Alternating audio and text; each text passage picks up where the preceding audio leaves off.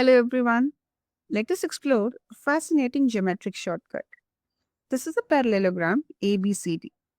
Now what if I told you just one diagonal AC quietly reveals that this shape is not just any parallelogram but a rhombus. In geometry, we often build new truths from the old ones. And these new truths or new statements need not be always verified by measurements as they have been proved logically. Such statements are called corollary. A corollary is a statement that follows directly from a previously proven theorem. You can think of it as a bonus fact that rides on the back of a bigger, already proven idea. Now, coming back to our case over here, if this diagonal AC bisects angle A, then this parallelogram ABCD is actually a rhombus. Let us see why this is true. So the corollary here is that in a parallelogram ABCD, if diagonal AC bisects angle A, then ABCD is a rhombus. So we have a parallelogram ABCD, we have the diagonal AC which is bisecting angle A. Since ABCD is a parallelogram, AB is parallel to CD. And this AC here acts as the transversal. So if we notice, we have a Z shape over here. So whenever we have a Z shape, the alternating interior angles are equal. So angle BAC over here, we have color coded them for our ease, and angle DCA, this one. These two are equal because they form a pair of alternating interior angles. Let us call this equation as equation 1.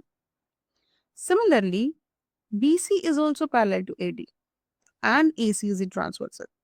We again have a Z shape.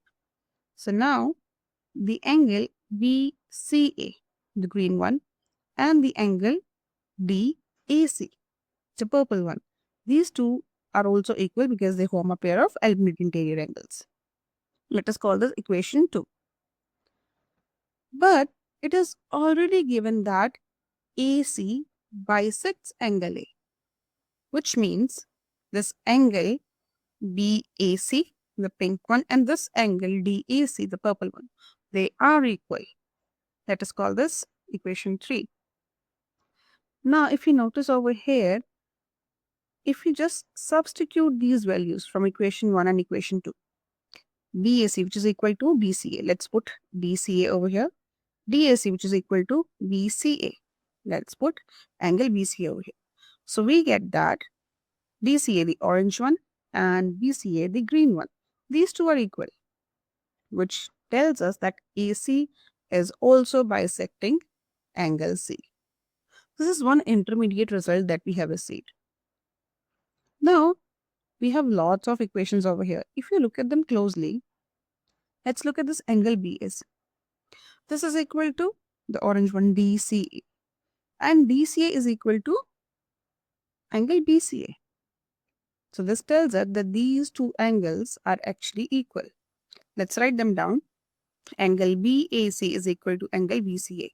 So we have this pink one and this green one. So we have a triangle ABC over here, right? Let's do one thing. Let's bring this triangle down. Okay. So we have this triangle ABC in which BAC is equal to BCA. That means, according to isosceles triangle property, the sides opposite to them will also be equal. Side opposite to this is BC. Side opposite to this is AB. So BC is equal to AB. Okay. Now let's just mark these. BC is equal to side AB. These two sides are equal. But since ABCD is a parallelogram, AB is already equal to CD. Opposite sides of a parallelogram, right? Also, BC is equal to AD. Once again, opposite sides of a parallelogram. So now this gives us that in parallelogram ABCD, all the sides are equal. AB is equal to BC is equal to CD is equal to DA. So ABCD is actually a rhombus, right? So a single diagonal bisecting one angle tells us that the parallelogram is actually a rhombus. It is a perfect example of how geometry rewards logical thinking.